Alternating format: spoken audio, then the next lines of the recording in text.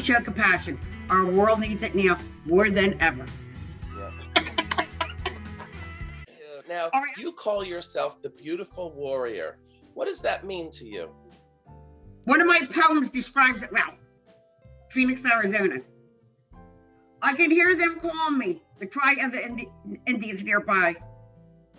Mountains in the distance, like a carved out frame on the earth. I need to experience the Indian drums.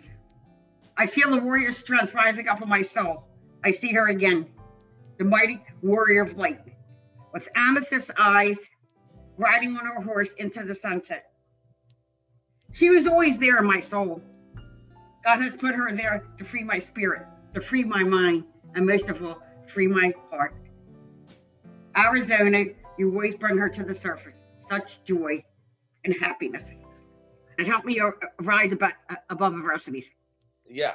That I had in my life. Like in my childhood, I went through abuse, and the warrior spirit helped me. And of course, God helped me. But I want others to know that they can get through it. And then I was lucky enough to have wonderful parents that adopted me out of it. Everybody doesn't have that. So you were adopted? Yes. And what was the circumstances behind that? Well, they adopted me out of a horrible place.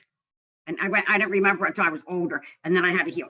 And the warrior spirit came forward and also did God's healing love. And did you ever meet your biological parents? Yes, I did. You've been married to a great man for many years. You have a beautiful Yes, family. and I write to him all the time. I write at my Knight in Shining Armor, one of my books.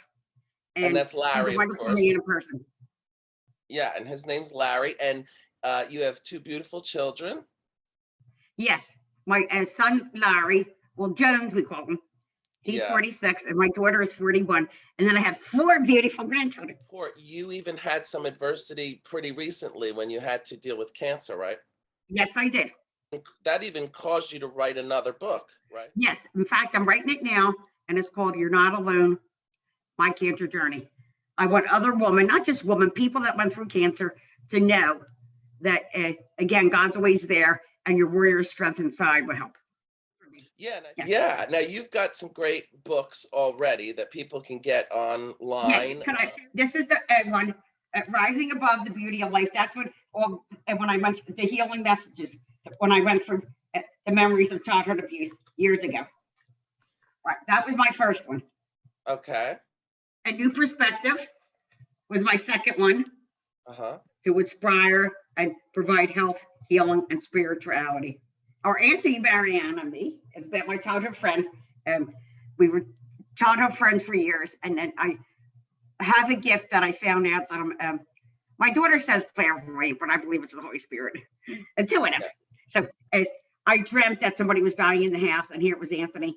And then I went and wrote about our childhood and how we played in the basement, and we played school, and me and Mariana were nuns, and Anthony was the student. And it's a lot about our friendship and what friendship means to me. The book you did in 2011, The Beautiful Warrior, Prose and Poetry. Yes.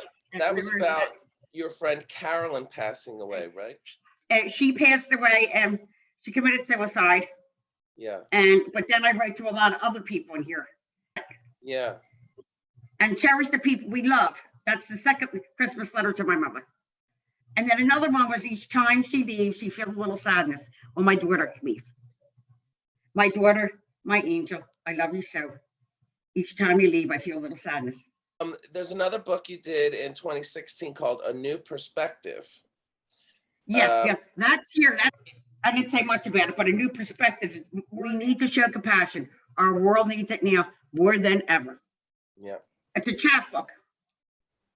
And it's my favorite writings that I wrote in the last 3 years of that time. And I pray that these messages will reach your heart and soul. Most of all, I wish you joy, peace, and love, a new perspective. But here's an example. Well, there's a couple things in here, like hiding behind the mask. There's people that do that. Yeah. And don't let them get you cold. Keep the warmth in your heart and soul to be a barrier against their bitterness. Their pain they cannot conceal. It turns into ice and hurts others. No one wants to get near them. It's too cold. And one more is my badge of courage. I will never use the word impossible. I have seen in my life what it means to really try, even when you don't have another answer strengthen you. There is a feeling of courage and renewal when you realize you have fought the hardest battles and you are still here to tell the story. So that is with a lot of messages in here. Christmas trees, how many more Christmases do I have? Right, if not a little bit maybe earlier. December, I'm not sure yet. Okay, so but sometime at the end of this year. Yes. And what I like to do is, right now I'm concerned about my cancer journey book, but then I like to, because I know people will get a lot out of these books with messages from the heart and everything else, and about friendship, about love, about rising above. There's so many different things, but like to sell them in a package. Right. Child Advocates is an organization in Philadelphia, and they help to get, not only do they help get children out of bad situations, but beyond that point, they help them get legal representation, finding places to live, things beyond just the getting them out of the situation. So it's kind of like, and a better life. They do a really important work. Get help for their parents, and then if that's not working, then get help for them to get out of that environment. And you've been working with them for years. Oh, I remember the time I was driving down here and I said to Larry, my husband, one day I'm going to work with them. And I got a number of awards too, which is nice because of the work I did. Yeah, and I've even done some things with you with them, and it's always yes, you did. They're such nice people. Oh my! Well, I couldn't have it the last couple of years, but my boyfriend, Yeah, and I missed that. I'm hoping next year I can have it again. I don't know about this year. Now I'm 3 days a week down the shore at 3 mornings. I'm working with seniors. I want to give back for surviving my cancer. That's great. And you can learn a lot from senior citizens, 80 to 90.